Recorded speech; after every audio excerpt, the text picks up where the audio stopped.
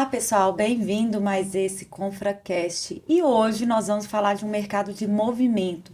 E quando a gente fala movimento, nós não estamos falando só em escalar empresas e startups com produtos. Nós estamos falando em escalar com propósito, com significado, dando movimento e escalando com o maior ativo que nós temos hoje, que são pessoas, são conexões. E para falar dessa temática, nada melhor do que Arthur Rufino. Muito obrigada, Arthur, pela presença. Prazerzaço estar aqui com você. Ai, muito bom. E assim, eu tenho muito orgulho dessas jornadas, né? Toda essa bagagem que você carrega. Tem anos que a gente se conhece e é um Sim, privilégio estar aqui com você para esse bate-papo, para que você possa compartilhar um pouco a sua experiência, a sua jornada, que é muito inspiracional. Então, boa. por favor, fique à vontade, se apresente. A câmera sua é Tô essa. ali. E aqui, pessoal, é um bate-papo sem censura, com tranquilidade. Fiquem à vontade também vocês que estão nos assistindo a interagirem nos comentários. No final do vídeo do nosso podcast, a gente vai passar todas as referências de links, os contatos também, né, Sim, o sim. Rufino? Então, fique à vontade. Bora Muito lá. obrigada pela presença. Imagina. Bom, eu sou Arthur Rufino, eu sou fundador e CEO da Octa, que é uma startup voltada à economia circular dos veículos. E essa trajetória ela é iniciada com a empresa da minha família, uma empresa que está no mercado de desmontagem de veículos pesados desde 85. Então, nessa história toda da empresa da minha família, primeiro nós nos tornamos a maior empresa desse segmento no setor, mas depois eu acabei liderando também a transformação dessa empresa e, por consequência, depois a transformação do setor. Ajudei na regulamentação do setor, a gente criou a lei do desmanche em 2014. Muito do que a gente construiu acabou impulsionando que outras grandes empresas entrassem nesse setor, e hoje a gente já consegue falar de uma redução, por exemplo, de 70% no roubo de carros no estado de São Paulo, muito baseado nisso que a gente começou a construir lá atrás. Então a Octa ela nasceu literalmente de boas colisões dentro de uma comunidade, né, a Confra, e muito do que ela vem construindo também é muito baseado em comunidades, principalmente hoje a comunidade de desmontadores de veículos, que é uma turma que sempre foi muito subjugada, etc. E a hora que ela aprendeu a conversar entre ela, isso começou a virar uma exponencialidade muito bacana.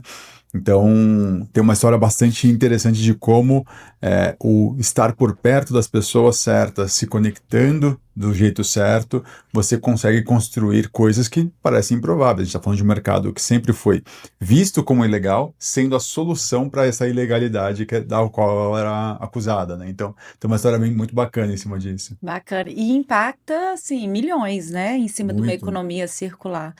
Ô, Rufino, eu queria até aproveitar, mergulhar um pouco nessa conexão com o propósito, É, né? Porque a gente conhece um pouco a história, inclusive do Geraldo Rufino, seu pai, que, enfim, é uma inspiração para várias pessoas, e sim, você também nos inspira muito em cima da sua jornada, que é justamente isso. Não se cria nenhuma comunidade, sim, um impacto tão grande como a JR Diesel, como a Octa, inclusive, uhum, também impacta, sem um propósito. certo. Como que foi essa conexão sua, inclusive, né? Assim, carregando dentro do seu DNA, dentro ali da sua convivência familiar, um empreendedor tão serial como seu Sim, pai, tão inspiracional, e hoje você também, né, sim. carregando esse posicionamento como empreendedor. Como que foi essa conexão com o propósito, em cima da construção, inclusive, da Octa? Legal. Eu acho que eu tenho um perfil que dá até quase para definir como preguiçoso, assim. Eu não sou aquela pessoa como meu pai, que é uma super energia, que quer sair fazendo Em as coisas. todo tempo, né? Todo momento. É cansativo, né, pensar aquilo. Mas essa característica que eu tenho, ela me travou por muitos anos. Então, eu sempre fui tímido. Por muitos anos eu era um tímido até meio recluso, assim, eu não conseguia conversar com as pessoas. E quando eu caí dentro da empresa da minha família, porque era a minha única opção profissional na época ali, justamente por conta dessas limitações, eu me vi movimentando, me movimentando em algum momento por um propósito, que não era tão grande ainda, né? Então aquele propósito era eu casar com a Lari, por exemplo. Uhum. Então, para ser um bom marido potencial, eu precisava, no mínimo, fazer um bom trabalho dentro da empresa da minha família, precisava sustentar a minha futura família. Então, isso foi o que me motivou no primeiro momento. Num segundo momento, convivendo muito dentro da família ali na JR no dia a dia, vendo, por exemplo, como funcionava a fiscalização super hostil, sempre com viés de corrupção, etc., e que você precisava desviar daquilo através de comunicação do meu pai, e não porque você tinha uma defesa estruturada, ou estruturável, pelo menos. Eu falo, não, a gente precisa que a empresa comunique transparência, não o Geraldo, né? Então, eu, muito para defender minha família, proteger minha família, eu comecei a estruturar o que eu chamo hoje de JR 2.0, que é essa JR que já era transparente, só que ela não contava para o mundo essa transparência. Ela já era transparente, mas ela não tinha técnica para essa transparência. Então, não só eu construí esse case dentro de casa, mas eu comecei a buscar fora do país as referências de como se podia regulamentar um mercado, sem nenhuma intenção, até então, de construir uma regulamentação de fato, mas eu queria ser o exemplo. E aí, em 2013, tentaram proibir nossa atividade. E aí que virou a chave de vez, porque nessa tentativa de proibição, eu tinha passado 5 anos tentando proteger a minha família, e deu certo. Então eu tinha todo o arcabouço técnico para provar para o governo que tinha uma forma legal de ser feito aquilo, tinha uma forma auditável, transparente de fazer aquilo, e um detalhe, roubar carro já era proibido. Não adiantava você criar uma lei que proibia a desmontagem de carros roubados. O que ajudaria o mercado era você contar para o consumidor a diferença entre uma peça roubada e uma peça legal, quando você estava falando de peças usadas. Eles toparam e a gente doou os manuais que eu tinha construído para a JR Diesel, para o governo de São Paulo. A gente construiu a 15276, que é a lei de desmanche paulista, que depois ela foi replicada para a nacional, que é 12977 de 2014. E aí o bacana é um pouco dessa história, né? No primeiro ano, a gente reduziu 26% o roubo de carros e 17% o latrocínio. E aí aquele cara que nunca teve intenção de suceder o pai, nunca teve intenção de ser um super empreendedor, eu sempre fui preguiçoso. É minha natureza. Um bichinho me picou ali e falou assim: bom, agora eu tenho o poder, através das minhas ações no empreendedorismo, de salvar vidas, né? Eu sempre tive uma conexão com o impacto. Eu sempre tive uma intenção de, de contribuir com a sociedade de alguma forma. Mas eu sempre vi uma carência de que isso fosse escalável. Então, através da minha empresa, que era maior do setor, mas muito pequena perto do potencial do setor, eu consegui criar um case tão forte que reduziu o roubo de veículos e latrocínio no maior estado do país em frota e população. Falei, bom, achei meu caminho aqui. Eu sei que agora o que eu preciso fazer para conseguir o que meu coração mandava. Você precisa causar algum impacto. Então isso me tornou imparável. A preguiça ela ainda habita aqui, Uhum. mas isso me tornou imparável. E isso virou uma sequência de fatores que eu fui ganhando cada vez mais é, desenvoltura, mais coragem, mais ousadia, mas eu eliminei minha timidez, várias coisas. Subir num palco, fazer uma palestra, para mim era impossível. E hoje, cara, 5 mil pessoas é a coisa mais normal do mundo. Por quê? Porque isso está conectado num propósito. Isso, nada me para quando eu penso, não, dá para salvar mais vidas se eu continuar crescendo. Então, no acumulado, São Paulo, a gente reduziu 70% o roubo de carros. Rio Grande do Sul já se aproxima de 80%. Muita Então, a coisa. gente vai fazendo o mercado ficar mais forte, a gente vai dando potência para o concorrente da JR Diesel e esse mercado vai se limpando automaticamente. Então é muito legal ver essa coisa acontecendo. Isso é interessante porque a gente vê, às vezes, né, o empreendedor, a empreendedora, durante a jornada, se conectar muito com a solução. Sim, Já se diz a importância de se conectar com o problema, sim. mas quando a gente se conecta com o propósito, aí vem a resiliência É, justamente nesse quesito que você trouxe, né? exatamente. Uma vez que você empreende com propósito, você se torna imparável. Exatamente. Aí ele quebrou toda a minha natureza de ser parado, né? Eu não sou uma pessoa de energia forte, de sair fazendo. Então, para que eu conseguisse me movimentar do jeito que eu me movimento, as coisas que eu continuo fazendo, que são grandes, são trabalhosas, etc., precisa disso. Precisa de desafio grande e propósito, senão eu não me mexo. Ótimo. E durante a sua experiência também na construção de negócio, quais foram os principais desafios que você encontrou no início da Octa, Tá. né, entre a saída da JR ali? Cara, isso foi muito Impacto. engraçado, porque, de novo, né, de 2013 a 2020, eu acabei me tornando o CEO da empresa, da minha família. Era uma jornada muito diferente de ser um filho do chefe ali, etc., e que ter muito da estrutura funcionando, etc., mas eu não era o líder. Em algum momento eu me tornei o líder e eu comecei a transformar uma cultura muito forte. Imagina o que é a cultura do Geraldo dentro da empresa, né? Então, não é lutar contra a cultura, mas é como é que eu me adapto àquela cultura e faço aquela cultura se adaptar também a um pouco do que eu preciso trazer de progresso e etc.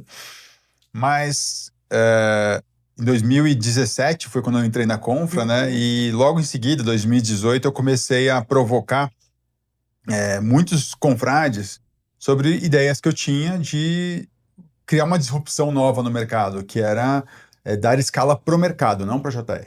Uhum. E, putz, eu conversei com muita gente, né, dentro da Confra, a gente chegou perto de avançar. Você trouxe oportunidades, eu falei muito com o Thiago Barra na época, então teve várias pessoas com as quais eu me conectei para construir isso, e foi amadurecendo o que era a ideia desse mercado mais escalável, né?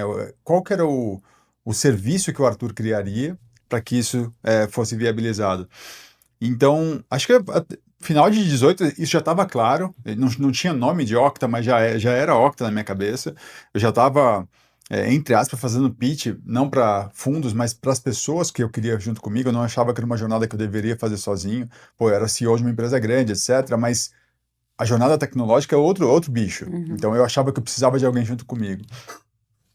E 2020, no meio da pandemia lá, é, foi a Dani Baldarena, na época, que ela estava na Fischer, e aí ela me chamou para um podcast, eu e meu pai, e aí que a gente conheceu o Dani no podcast, não conhecemos ele antes.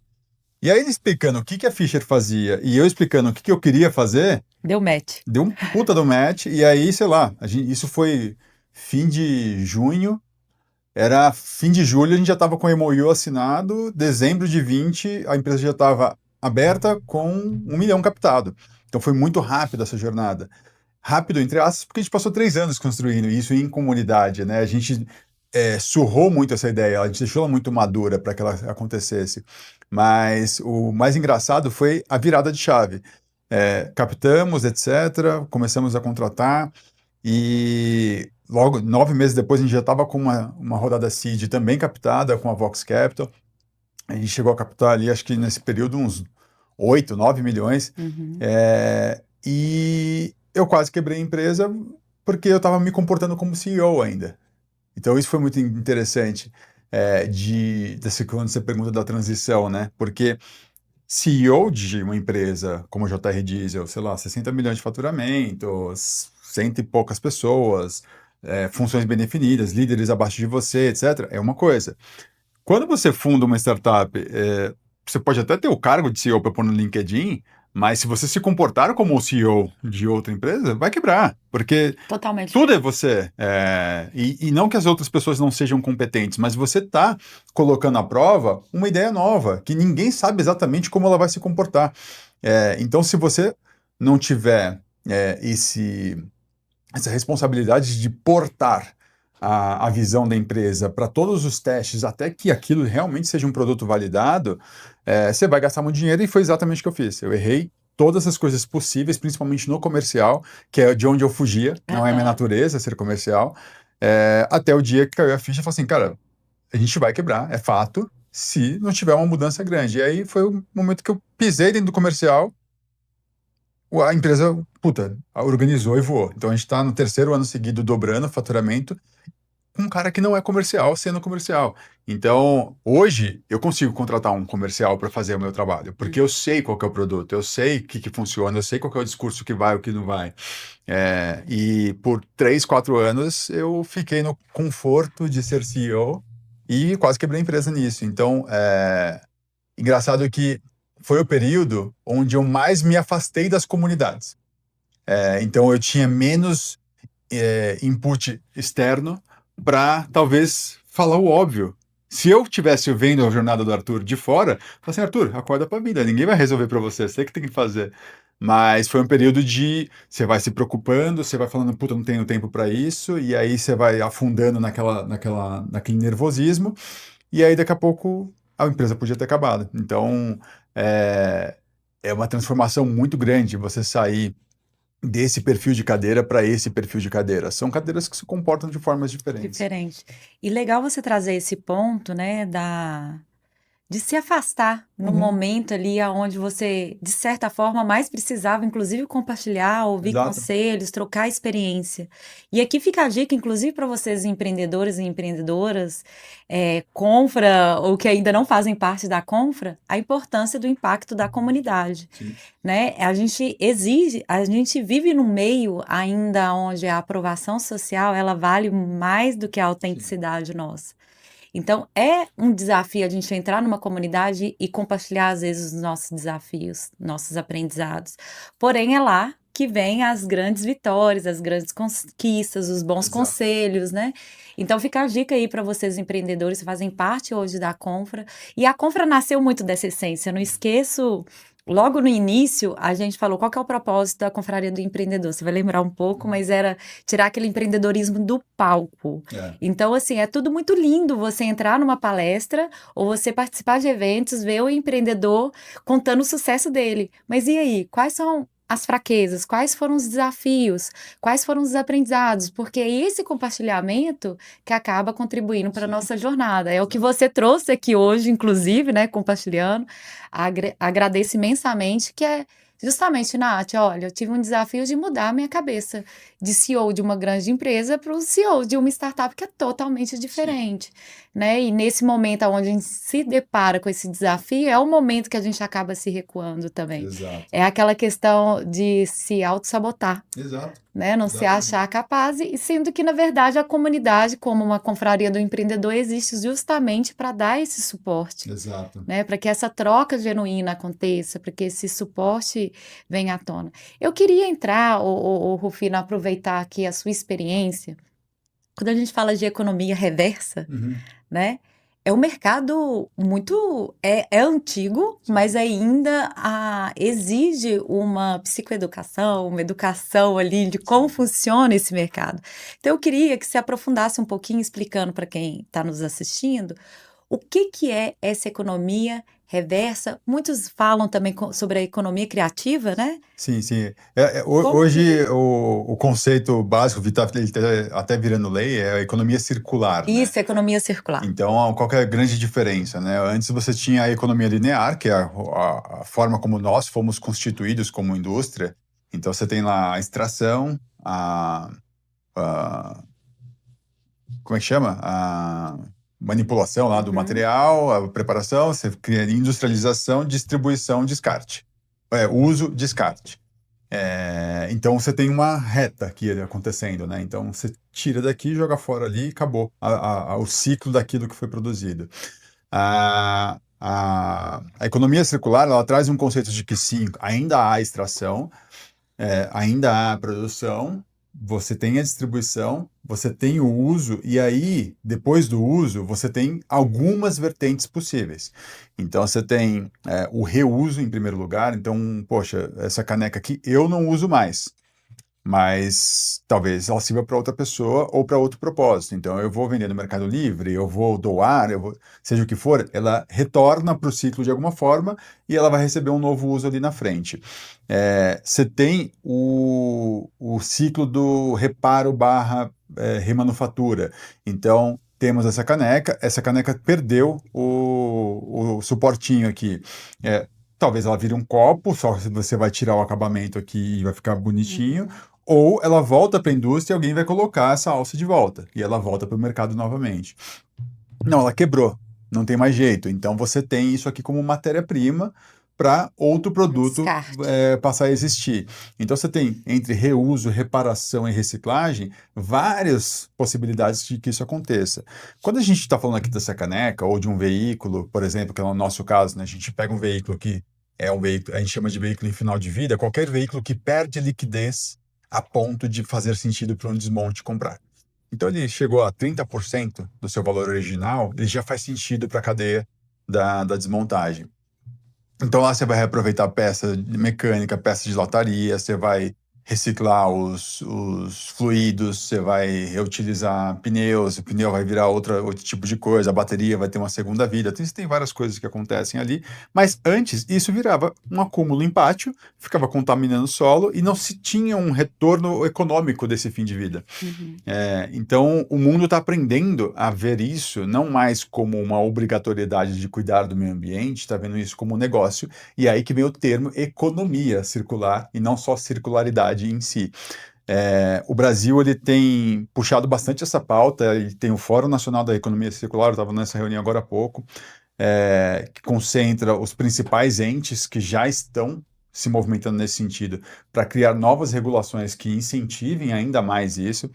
Porque, por exemplo, hoje, se você pega um iPhone no Brasil, quebrou, você devolve na Apple e a Apple quer fazer remanufatura, ela vai pagar exatamente os mesmos impostos de uma produção de um novo. O que não faz sentido, porque Não faz você já sentido. pulou etapas. Então você está retributando algo que já foi tributado, não faz sentido. Então, algumas políticas públicas deveriam ter, por exemplo, um incentivo, ou um imposto menor, ou um crédito tributário por estar fazendo aquela questão de remanufatura. Isso tem várias questões. Você tem os desafios de logística reversa. Então, eu mandei, Samsung, mandei para o Acre 7 mil monitores que foram distribuídos lá, etc. Eles chegaram ao fim de vida deles. Lá, você não tem estrutura de reciclagem para esse tipo de equipamento. Você tem, talvez, em Goiás, por exemplo. O custo de levar do Acre 7 mil monitores para Goiás, fecha a conta? Hoje é um fator de dificuldade grande. Mas, se o mercado se conversa direitinho, você pode usar retornos de veículos, etc., que voltam vazios muitas vezes, mas você precisa criar essa rede de logística reversa de diversos tipos de materiais.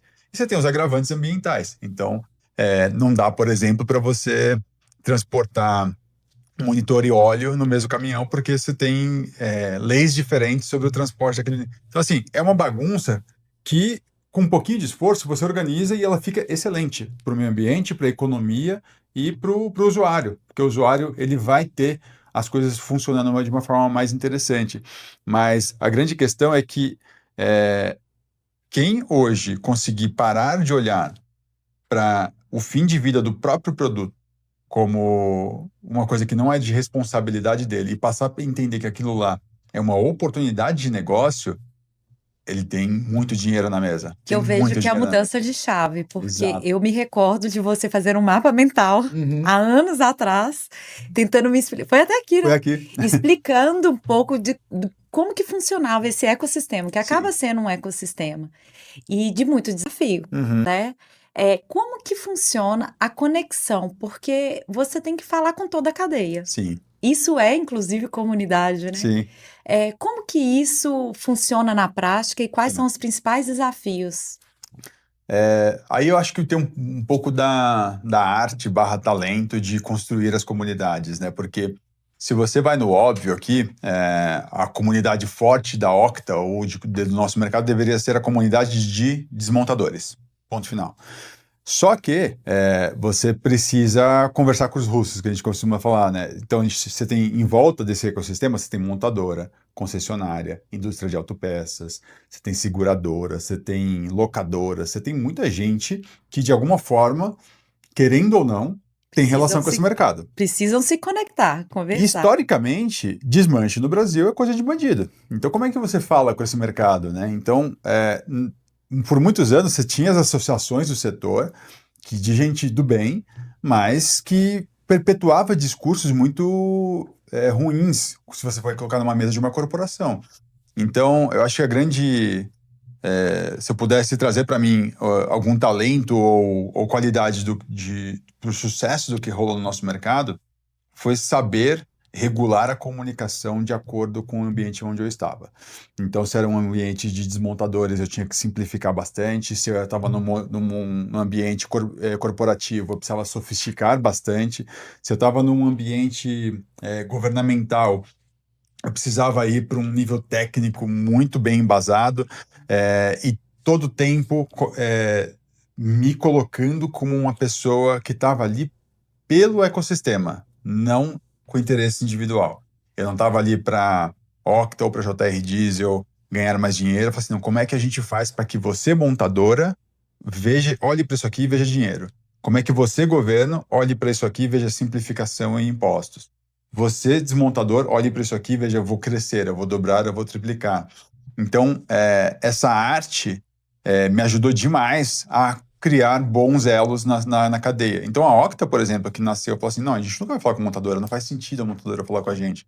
Cara, eu tenho 7 montadoras como clientes, contratadinhos lá, com vários projetos diferentes, e a gente está hoje trabalhando junto com o governo federal, criando uma regra para a gente ter, toda vez que a gente vende um veículo novo, o cara tem a obrigação de tirar 10% disso em veículos do mercado.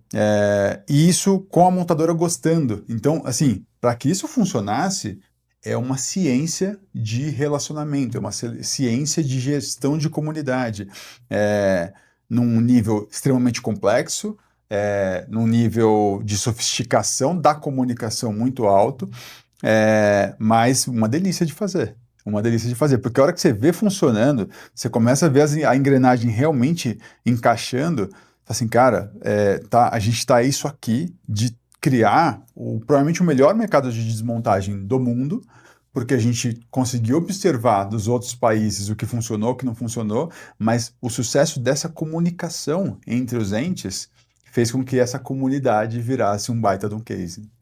Que é um elo, né? Exato. Que faltava. Octa é uma plataforma. Uhum. Conta um pouquinho a proposta de valor dela e, assim, também o que de fato você viu que é inovador nesse mercado que ela soluciona. O legal da Octa é que, assim, ela não fez nada de disruptivo em tecnologia. A gente é uma plataforma de intermediação que conecta empresas consumidoras de veículos e peças a centros de desmontagem. São dois entes que não se falavam. Quem compra peça usada historicamente é pessoa física, para resolver um problema econômico, né? A peça é mais barata. Para a pessoa jurídica, o fator de decisão de compra é outro, é a disponibilidade do veículo e o custo total sobre a propriedade do veículo. Ponto final. E aí, quando você vai para esses caras, você tem lá um problema que é o meu veículo, às vezes, ele perde valor demais, eu não consigo vender. Então, eu tenho a solução de vender isso para um centro de desmontagem, eu sou um intermediador entre essas partes para que o veículo seja vendido. E na outra ponta, eu conto para esse cara que existe agora um canal para ele comprar de forma segura peças usadas para reduzir o custo total de propriedade do veículo e melhorar a disponibilidade do veículo, porque peça não é sempre que você encontra. Então, eu sou um marketplace, é a coisa mais simples do mundo, mais velha que a gente tem aqui, que a gente pode pensar como tecnologia. Onde está a inovação? Está na comunicação. São dois mercados que não se falavam, e a gente azeitou essa comunicação de uma forma muito bacana. Azeitou tão bem que a gente começou a ser percebido como quem faz boas conexões entre desmontes e empresas, não só frotistas. E aí outras empresas começaram a colar na gente, falaram assim, prazer, sou montadora, preciso de tal projeto, vamos fazer. Então a gente hoje faz algumas, inclusive consultorias, que nem é a nossa expertise, ser consultor, né? Para montadoras, para criar projetos de economia circular. Então, peças remanufaturadas, a logística reversa do veículo em si, alguns de peças específicas, como baterias para os eletrificados. Então, tudo que parece não ter solução no mercado hoje é o que a gente gosta de fazer. Porque a gente fala, o nosso discurso padrão para montadora, para grande empresa. Tudo que é bucha do veículo, tudo que é ruim do veículo, o veículo velho, o veículo quebrado, a peça esquecida, tudo que é problema normalmente para você, para a gente é solução. É solução. Então a gente ama. E rentabilidade. Exato. A gente estava numa reunião com um grande cliente que a gente fechou recentemente, a gente não pode abrir ainda quem é, e esse cliente estava apresentando lá todo o problema dele, 4.800 veículos na frota, etc. Mas tem esse fundão aqui, que a gente não sabe nem quantos são os veículos, e a gente descobriu que eram mais de 1.000, que a gente não sabe o que fazer com ele. Ele falou, não, não quero saber dos seus 4.800, eu quero saber desses aqui. Ah, sério? Eu falei, a gente gosta disso, não sei o que, a gente vai vender, a gente vai acontecer, a gente cuida da documentação. Ela, não é possível. Eu te contratei para olhar isso aqui. Eu falei, não, eu sei, mas eu gosto desse aqui. E aí é engraçado porque no final eu vou ganhar dinheiro com aquilo que ela me contratou, mas o grande dinheiro para mim está naquilo que ela nem sabia que ela poderia atribuir receita. Então é legal você ter um produto onde a disrupção está em oferecer algo que a pessoa nem sabia que existia remédio. Era uma dor tão antiga que ela nem sabia, nem lembrava que doía mais. Uhum. Então, a disrupção da Octa principal para mim está nisso. É a gente estar olhando para coisas que normalmente são vistas como lixo nas grandes empresas. Ninguém sabe como resolver aquilo e a gente vai exatamente nessa dor. A gente fala que o empreendedor do futuro não é aquele que vende só produto, é aquele que cria movimento. E quando a gente pensa nesse movimento, a gente vê, inclusive, comunidade como um ativo tangível, né, dentro de uma organização, dentro de uma empresa. E você traz aqui para a gente case prático de como que isso funciona dentro do mercado da economia reversa, economia criativa. Conta um pouco para a gente de como que foi esse insight, dessa conexão, desse valor gerado aí entre essas pessoas, de mostrar em um mercado que ainda não é amadurecido. Como você mesmo mencionou, olhando muito no viés de resíduo, muito no viés, às vezes, do ESG, que é ótimo, Sim. na reciclagem, mas pouco olhando no viés de negócio, de Sim. business, né? E quando a gente vai falar de empreender, ou de vender, ou de captar, inclusive, recurso para uma empresa, a gente tem que falar de negócio. Sim. E você captou recurso para a Octa. E como que foi esse processo? Eu confesso que até para mim, assim, para enxergar esse valor que no fundo os fundos acabaram acreditando nesse valor, aportando e começam a perceber o potencial do resultado, era muito difícil, porque de novo eu vinha da economia real. Então o valor é baseado no seu lucro e ponto final, né? Não na potencial geração de valor. E aí, beleza, a gente me surpreendeu bastante a gente ter conseguido captar 1 milhão ali no começo com PowerPoint na mão, não tinha nada. Aposto que foi naquele esqueminha, aquele mapa mental Igualzinho, complexo, mas igualzinho. você trouxe algumas animações, porque na época não tinha Não tinha. Isso. Mas ali eu percebi uma coisa, era um case com bastante informação de mercado potencial, com uma pessoa com alta credibilidade no setor. Então, não era um aventureiro, eu não subestimava o potencial do mercado ou até outras mentes que poderiam existir no mercado, mas eu trazia com muita segurança o tamanho e potencial, como que eu ia executar, etc. E eu trazia o meu histórico, provando que eu consegui já algum perfil de disrupção na minha história. Essa foi, entre aspas, relativamente fácil. Quando a gente vai para a captação da rodada Seed, que já foi uma rodada mais expressiva, eles queriam... Era uma fase melhor para captar. Foi 2001 ali. Final de 2001, começo de 2002. Eles queriam, sim, saber de como andavam vendas, etc. Então, a gente teve uma sorte de ter uma paulada ali de umas 2, 3 vendas muito expressivas. Depois a gente, flopou logo em seguida. Mas eles estavam querendo entender, eles eram um fundo de impacto.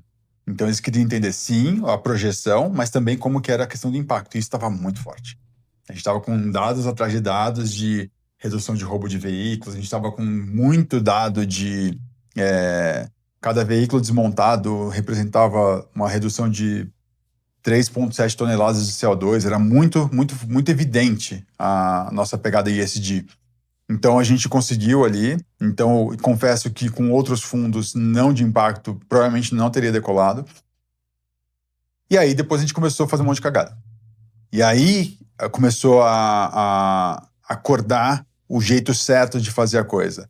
Então, como que eu mostro uma escalada da receita de uma forma consistente. Então, todos os meses está crescendo, de trimestre para trimestre sempre cresce numa métrica tal. Quais são as boas métricas do mercado e por aí vai. Mas no final do dia, a grande questão é como que você comunica para o mundo aquilo que você quer fazer e o que você está fazendo. Então, para o investidor é uma comunicação, para a montadora é uma comunicação, para o desmontador é uma comunicação, para o meu funcionário é uma comunicação. Então, essa ciência de ficar trocando o tom de voz, o que eu trago pro pitch, o que eu não trago pro pitch, isso foi uma habilidade construída ao longo do tempo. Eu não vim para a Octa com essa habilidade. E você vai aprendendo, infelizmente, na porrada, né? Mas no final do dia, eu entendo que a grande arte do empreendedor, principalmente em jornadas de startup, que são muito rápidas, é o chaveamento veloz do tom de comunicação e esse radar para sentir quem é a pessoa que está do outro lado da mesa. Porque muitas vezes você chega preparado para falar com uma grande empresa, mas o interlocutor não estava calibrado para aquela apresentação que você levou. Poxa, você precisa mudar rápido, você precisa ir para outro viés. E um ponto importantíssimo, que acho que conecta com comunidades, mas também com muito do que eu vivi no começo da Confra, que é a exposição. Eu gosto muito eu defendo muito que o sucesso, ele é o resultado de preparo com exposição. Então tem gente que passa a vida se preparando e não se expõe. E tem gente que passa a vida se expondo no palco e não se prepara. Então, o dia que você consegue juntar essas duas coisas, você tem um case de sucesso quase garantido. Então, eu fui um grande preparador por muito tempo, e todas as vezes que eu pus a cabeça para fora, me expus um pouquinho, pum, eu tinha um grande salto. Então, eu acho que a Confra teve um papel na minha vida muito forte nesse sentido, essa comunidade. Por quê? Porque de 2014 até 2017, 2018, eu preparava inconscientemente essa potencial Octa, que não tinha nome, não tinha cara, não tinha nem modelo de negócio definido. Quando eu resolvi tirar a armadura esse segredo, etc., e falei assim, vou expor para todo mundo, sem brincadeira, acho que eu falei com mais de 20 pessoas diferentes dentro da Confra, expondo a minha ideia. Todas tiveram algum nível de contribuição no formato final. Todas. E a última comprou o formato final junto comigo e construiu junto comigo. Se eu não tivesse essa exposição, eu provavelmente estaria dentro da JR Diesel, não que isso fosse negativo, mas sem criar esse valor adicional, sem criar esse impacto que eu estou criando hoje através de outras empresas que não a JR Diesel. Eu estou na 4ª construção de lei. E é até engraçado porque o que é maluquice para 99,9% dos brasileiros, que tô com um problema, vamos criar uma lei, para mim já passa a ser natural mentalmente. Eu tô discutindo aqui com você, a gente tem esse desafio aqui. Talvez uma lei resolva. E aí, eu começo, fala com fulano, fala com ciclano, influencia, traz o outro, traz o mercado, traz uma associação, daqui a pouco tem uma lei em construção. Não é normal uma pessoa pensar isso. E não que eu sou mais inteligente, mas é porque eu entendo já como que eu uso o ecossistema a favor do ecossistema. Quando a pessoa percebe que essa questão não é para você, é para o todo, a pessoa engaja. E aí, isso vai compatível 100% com o seu propósito. Exatamente. Né? Então, você que acaba conhecendo o ecossistema, você já tem um propósito claro e estabelecido.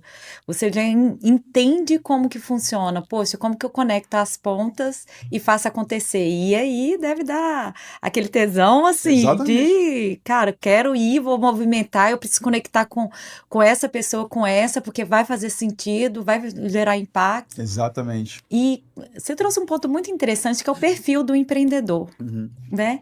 A gente tem esse DNA de querer fazer, de querer gerar algum impacto, de fazer mudanças no mundo. E nós temos um ponto fundamental, que é essa conexão com o propósito. Tá. Lembrando que propósito não é algo, claro, que está ali pronto, que se tivesse seria lindo, maravilhoso, né? Mas é algo que nos faz levantar todos os dias de forma a ter um significado, de querer seguir adiante. E nós temos o talento. O talento acabam sendo o que a gente carrega com a gente desde a nossa infância, algo já nato que está dentro da gente, né? Que a gente, sem desenvolver certas habilidades, a gente acaba já levando conosco. E você trouxe um ponto muito interessante, que é a habilidade.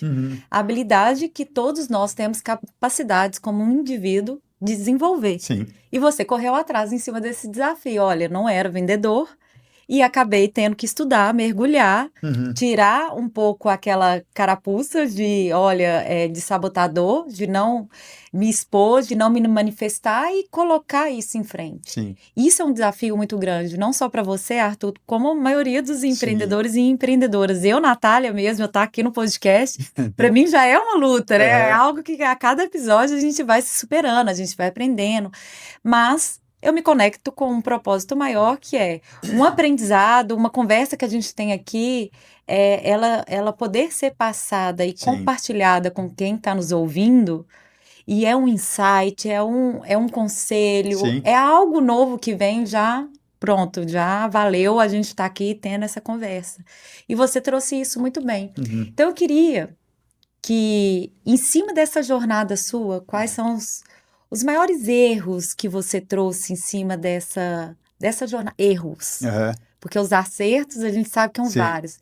Mas os erros, algo que você fala assim, cara, se eu fosse olhar Arthur Rufino há 10 anos atrás, eu consigo reconhecer esses erros e eu gostaria de compartilhar para que, né, quem está nos ouvindo aqui, seja da economia criativa ou não, seja empreendendo, enfim, possa estar, como um alerta. Eu sou uma pessoa muito... Acho que se eu pudesse... Você falou de talentos, né? Ou coisas que você já nasce. Eu sou um grande observador. Minha natureza é de observação. Então, eu me comunico pouco, eu falo pouco, etc.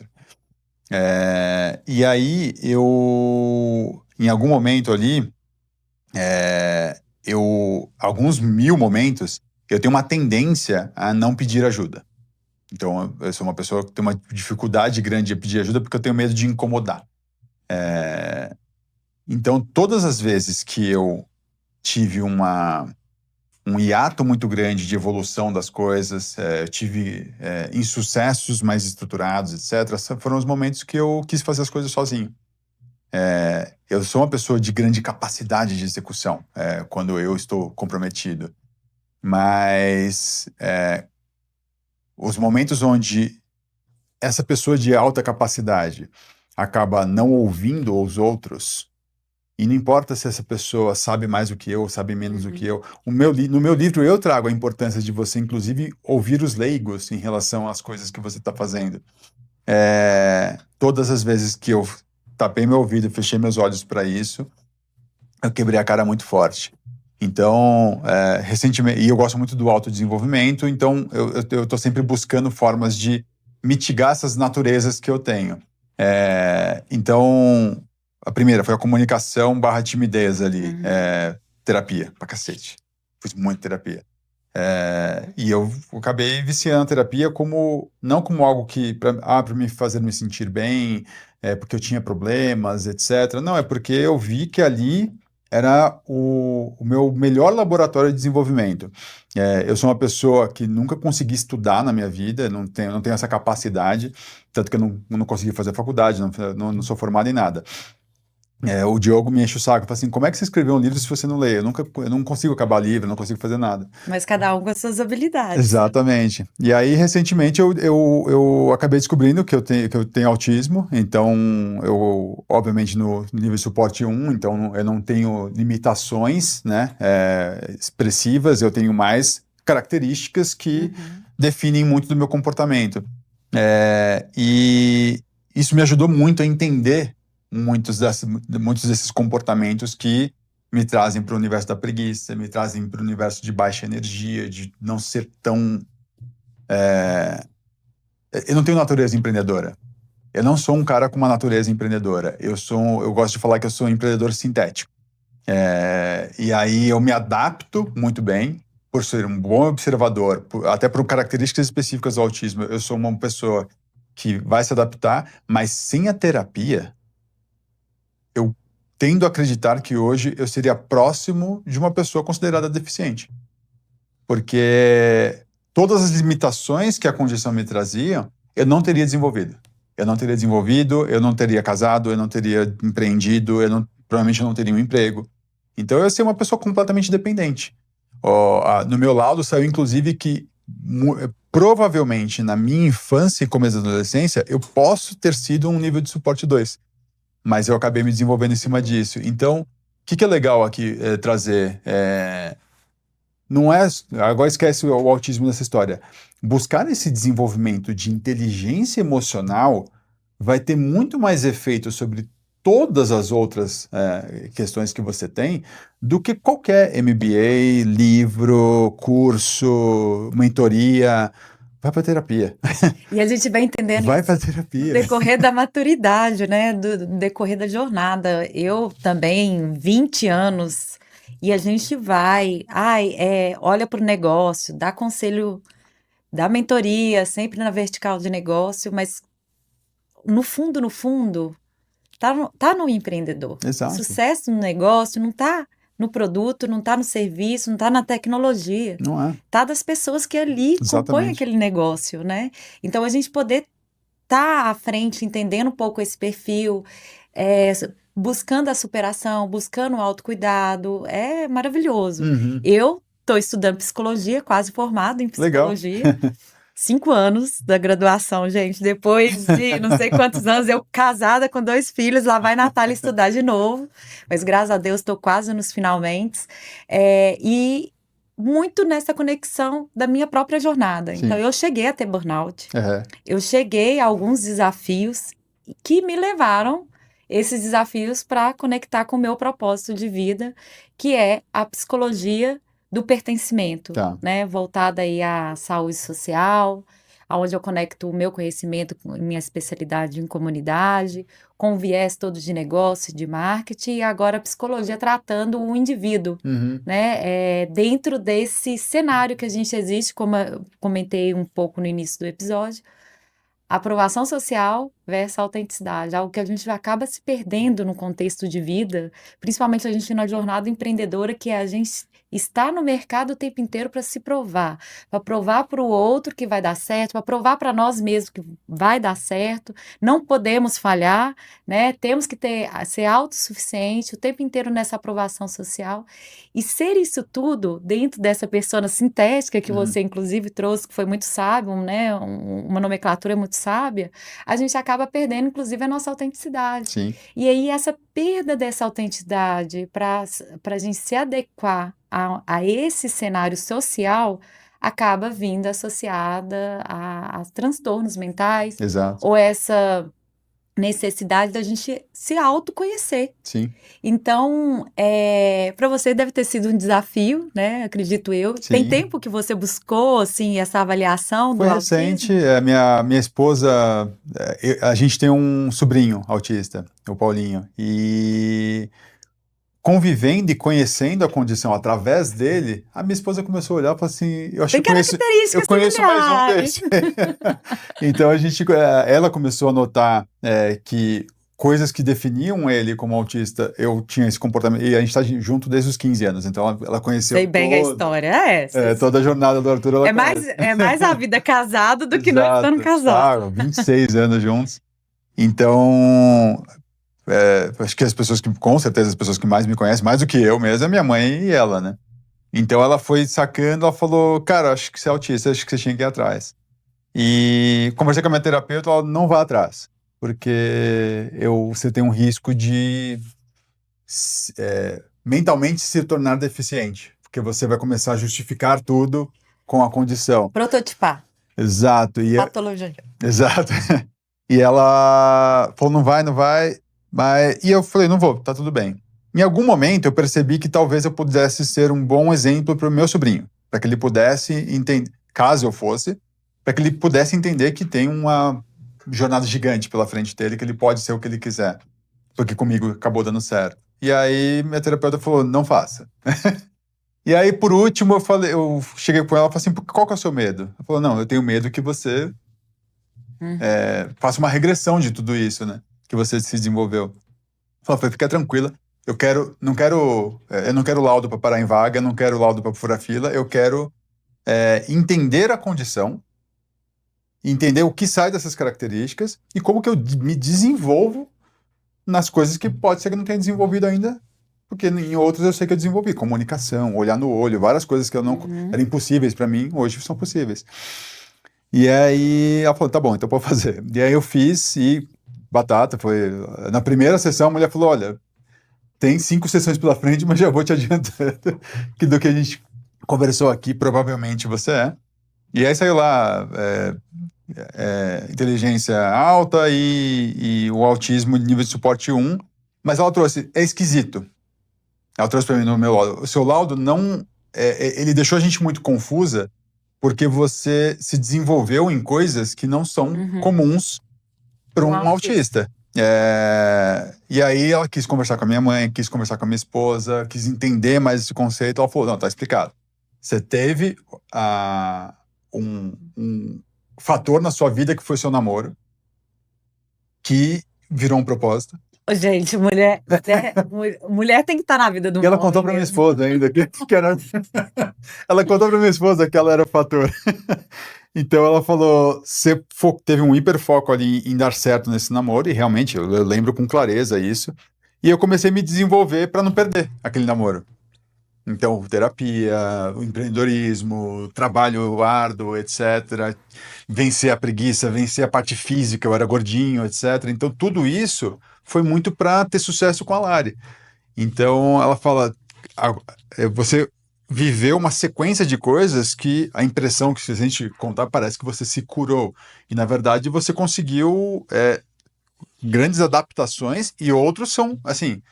Você subir num palco e conseguir desenvolver a comunicação do jeito que você desenvolve, ela falou assim, é completamente incomum, inclusive para a condição que você tinha. Eu não conversava com meus amigos. Eu não tinha capacidade de conversar com meus amigos. Eu não conseguia olhar no olho da minha esposa. Eu não conseguia conexão, assim.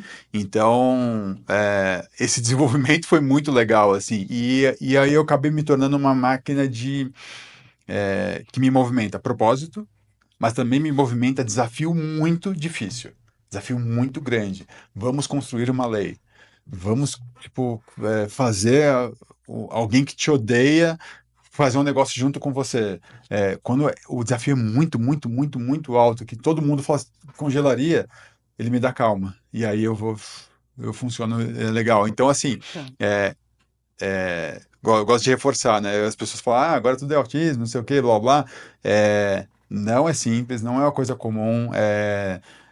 Tem esse autismo que eu sou completamente autônomo, eu consigo, mas tem gente que não consegue falar, a pessoa fica completamente dependente o resto da vida. Então, são coisas e coisas, mas é importante também entender que o conhecer, e aí não precisa ser autismo, o O autoconhecimento autoconhecimento. do seu comportamento, do porquê das coisas, etc., fez com que o Arthur conseguisse se desenvolver para um cacete, independente de existir ou não um transtorno. Então, de novo, terapia, cara, salva muito, porque ela te dá um mapa muito claro de onde você deveria estar atuando para que aquilo se desenvolva. E um entendimento, né? É? Eu adoro, gente, eu adoro o ConfaCast por causa disso. A gente começa com um tema, aí a gente vai entrando dentro das verticais, é o famoso, né, cafezinho aí, né, Arthur? Que vai trazendo aí, explorando a criatividade. Mas eu queria trazer um ponto que é muito importante. A maioria dos empreendedores que eu conheço, e olha que nós estamos falando da confraria, de uma jornada aí que eu tenho há 10, 15 anos, né, compartilhando, vivenciando, jornada de vários empreendedores, a importância que tem para esse autoconhecimento dentro da identificação do perfil do empreendedor. E isso é muito sério e é algo que a gente vem trazendo cada vez mais, pontuando aqui no ConfraCast. A quantidade de empreendedores que vem tendo burnout, que vem tendo, assim, surtos mesmo, às vezes, de largar o próprio negócio, né, de não dar sequência, de não ter ali, de certa forma, uma resiliência em cima dos desafios que são empreender e que se auto-sabotam, que se julgam e se questionam o tempo inteiro, é pela falta de autoconhecimento. Então, é fundamental que o empreendedor, ele busque isso. Por quê?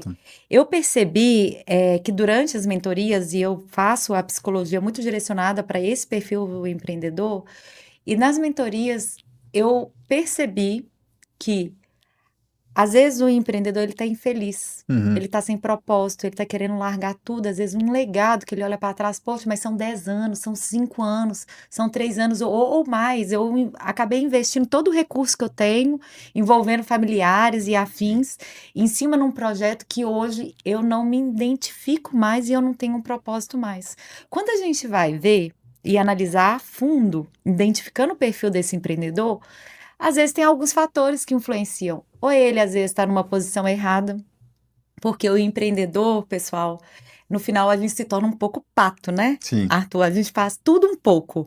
E é, aí chega no final, você já nem sabe do que você é bom mais, porque exato. você faz a finança, você faz a contabilidade, você faz o marketing, você faz a venda, você tem que fazer hoje ainda a sua brand persona para você, Exato. né, conseguir se posicionar e passar sua proposta de valor ali, porque hoje essa brand persona não está em cima somente de marca, está em cima da pessoa, do empreendedor ali por trás de uma Sim, empresa, a gente sabe disso.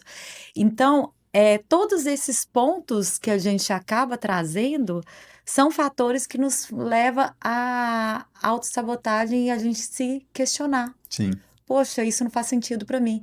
E aí, isso é tão legal porque a gente começa a perceber que às vezes você está enquadrado em posições erradas. exatamente. Você às vezes é para um back-office. Então você precisa ter ao seu lado um sócio, né, ou algum profissional que seja vendas, que Exato, seja aquele que dá a voz. Por quê? Porque você vai estar mais feliz e mais confortável no back-office. exatamente. Assim como você tem o poder do autoconhecimento de trabalhar questões para que você seja suprida ali em algo que você está vendo, que você tem habilidades a serem desenvolvidas, como você mesmo Sim, trouxe. Esse talento que você tem de comunicação era um desafio para você, mas é um talento que hoje você identificou habilidades que te torna possível estar em sim, cima do palco. Então, eu queria trazer isso porque esse tema é muito importante para todos que estão nos ouvindo aqui, a importância de você fazer a avaliação, de você sim. fazer um acompanhamento, né? Por quê? Porque a gente vive num mundo acelerado hoje. Antes você demorava 1 mês, 2 meses, 3 meses para fazer um protótipo. Hoje você faz protótipo em horas com a IA. É, Então, nós estamos numa velocidade cerebral mesmo, de mente ali em cima da produção que o nosso corpo físico não está acompanhando. exatamente. Quem disse que a IA veio para diminuir trabalho, né, Arthur? Não Eu tô veio trabalhando mesmo. muito mais, eu Eu já acho acho. que trabalha muito mais e Muito outra, mais. veio tornando mais acessível, mais dependente. É, Então, é fundamental, muito importante para vocês que estão nos ouvindo, cuidar da saúde mental.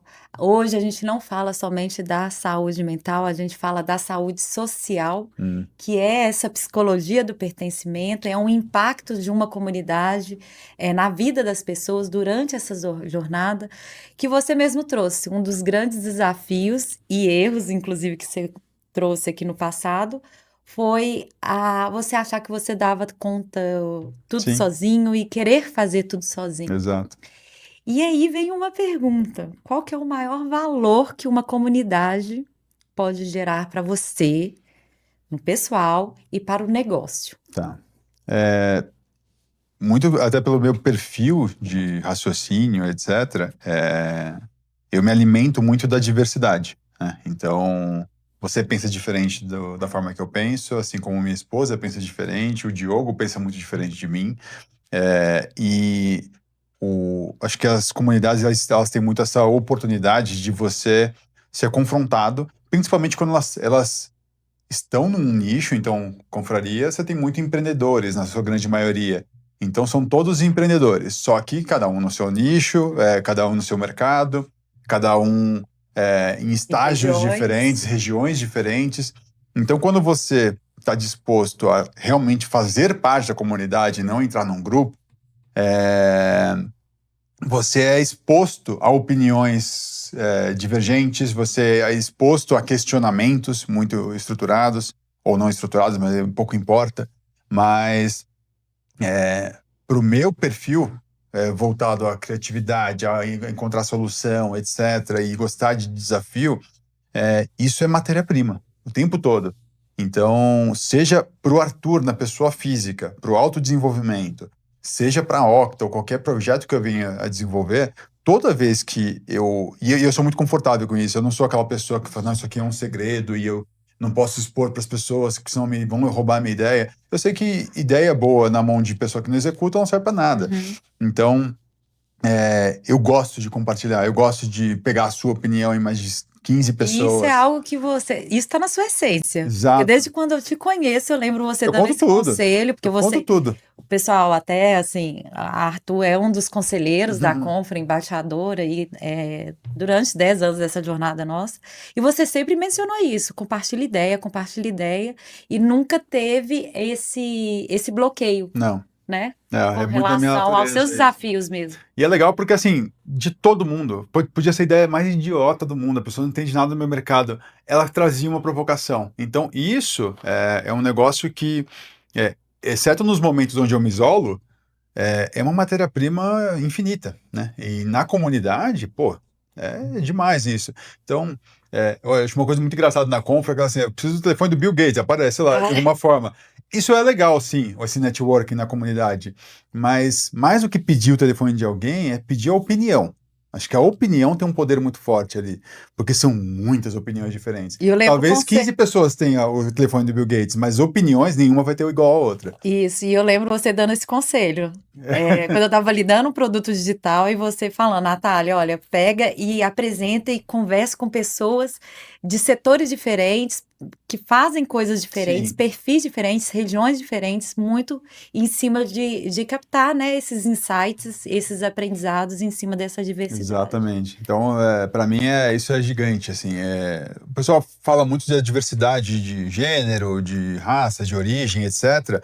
Mas a mais importante para mim é de pensamento, cara. De pensamento. É pessoas que pensam completamente diferente do que eu penso, tá em estágio de maturidade diferente, nível de entendimento, nível intelectual diferente. Porque não adianta eu ficar ouvindo um monte de gênio sobre o que eu quero fazer, sendo que talvez meu público não seja uma pessoa de baixíssimo QI, por exemplo. Eu preciso falar com essa pessoa, eu preciso entender essa pessoa. E as comunidades, elas sempre trazem todos os tipos. Você pode estar numa comunidade só de bilionários, sempre vai ter o cara simplão ali no meio, que consegue te refutar de uma forma simples, objetiva, do desconforto dele com aquela ideia, e vai ter o cara ultra intelectual, super cheio de culturas e conexões e história, que vai te trazer outro perfil de feedback, e você não sabe qual que é mais rico. O importante é coletar todos possíveis ali. Então, Cada um a vai diversidade trazer. para mim é assim, impagável. Cada um vai trazer de uma forma diferente, né? Exato. E assim, eu vejo muito dentro da Filos, que a Filos é a consultoria direcionada de cultura organizacional, gestão e marketing de comunidade, o valor que a comunidade gera para negócios, para as médias e grandes empresas, startups também, enfim, onde a comunidade aí é um grande ativo estratégico.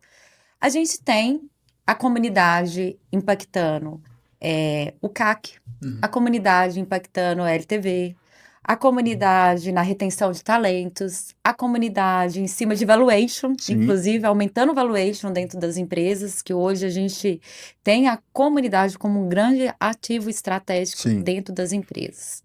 Trazendo esse universo de ROI, de resultado, aonde a gente busca, inclusive na Filos, o tempo inteiro a gente preza muito isso, de como que eu torno algo que é intangível, que são pessoas, são relações, são conexões, para algo tangível em cima de ROI, em cima de resultado, em cima de algo que vai ser estruturado com estratégia e, antes da estratégia, inclusive, propósito.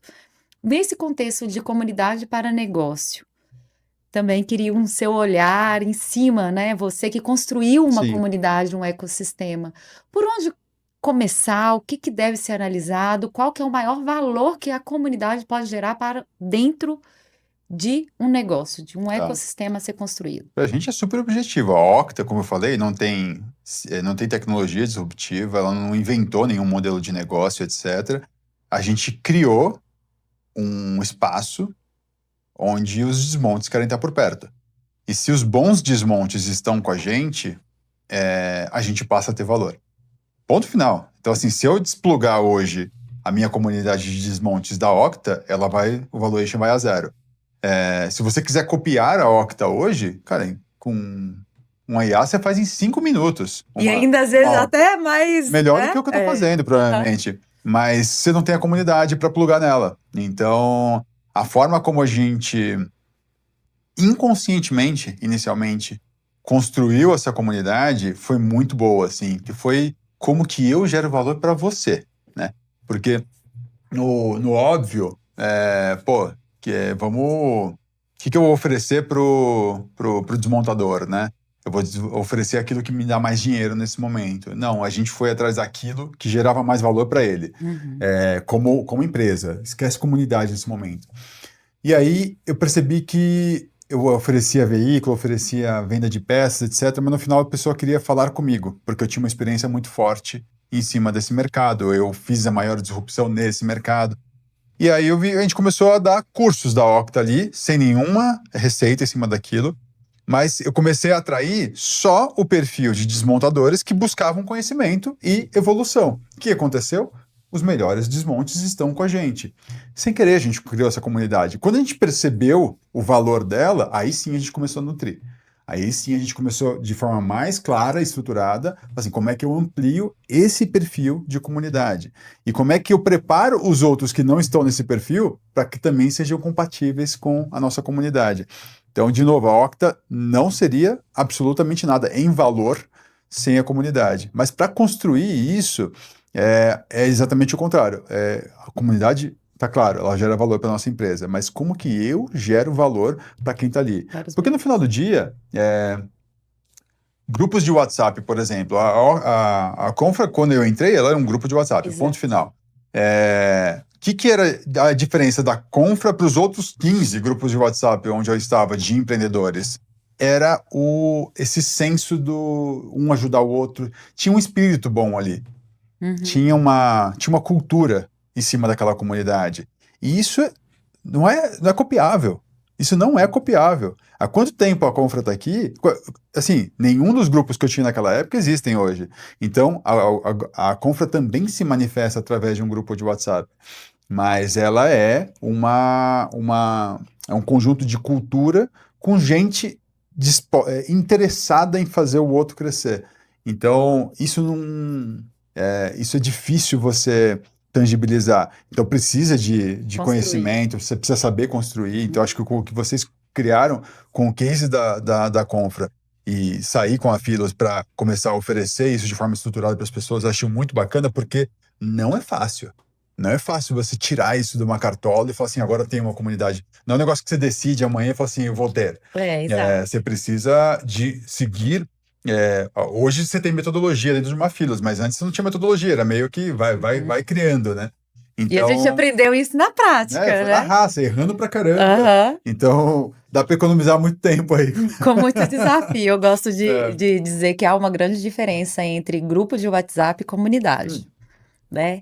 E Existe comunidade sem grupo de WhatsApp. Exato, até porque o WhatsApp, ele é um meio, né, de comunicação a ser estabelecido. Mas às vezes chega cliente pra gente falando assim, olha, quero criar uma comunidade ou eu já tenho uma comunidade. Aí quando você olha, é o grupo. Quem diferencia um grupo de uma comunidade? Grupo, você tem um canal que pode ser via WhatsApp, né? Tem troca e tudo. Mas a comunidade, ela tem ritual, a comunidade tem código de conduta, a comunidade tem propósito, a comunidade, ela tem troca, né? Não que um grupo não tenha, o grupo tenha, mas ela tem uma troca que é uma troca genuína, Sim. né? Compartilhada. Ela tem uma cultura estabelecida.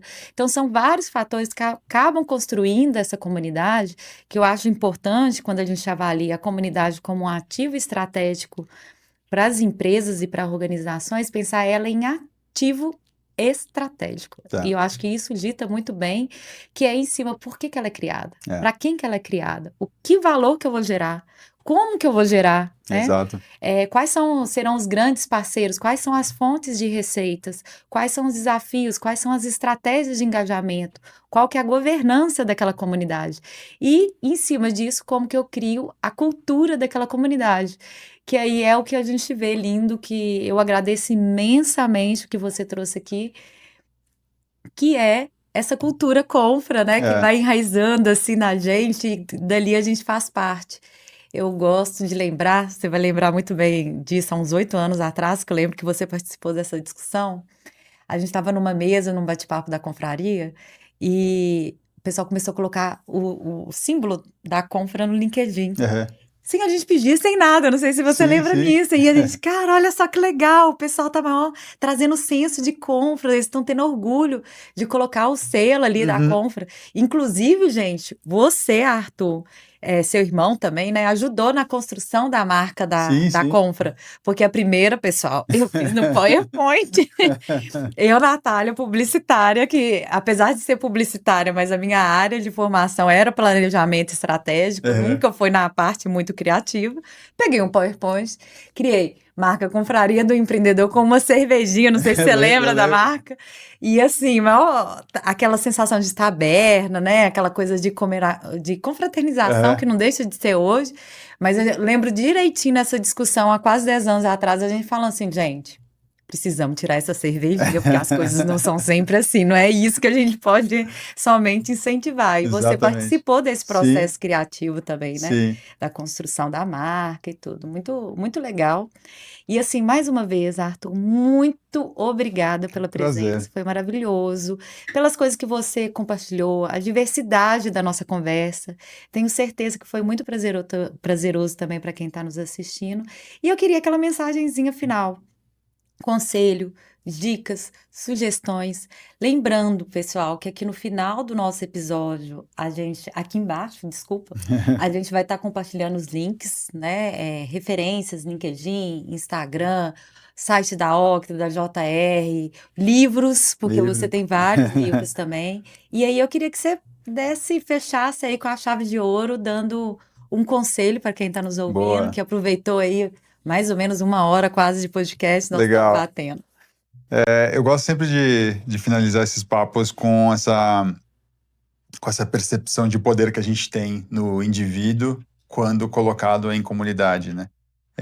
A gente está falando aqui de uma empresa que nasceu do meu pai, um homem de favela, negro, num mercado extremamente marginalizado, que é o desmanche de veículos, e essa história constrói uma jornada muito bacana de trazer família para dentro de um negócio sólido, que depois estrutura uma reorganização de um setor como um todo, cria lei, começa a reduzir roubo, começa a reduzir latrocínio, e a gente vira essa máquina de acreditar que a gente consegue, através do indivíduo, quando inserido em comunidade, fazer grandes transformações. Então, o meu convite é para a gente parar de reclamar do Brasil e começar a entender que a gente é a solução. A gente não vai resolver isso votando de 4 em 4 anos, seja quem for, em quem você está votando. A gente tem esse poder, principalmente em comunidade, de criar grandes transformações. Então, usem as comunidades para as transformações que a gente espera, mas para executar, não para ficar torcendo para que alguém faça. Perfeito. Fechou com chave de ouro. Muito obrigada, pessoal. Obrigada por vocês que estão aqui até o finalzinho desse episódio com a gente. E não deixe aí de acompanhar para os próximos temas. E obrigada pela presença. Muito bom, obrigado.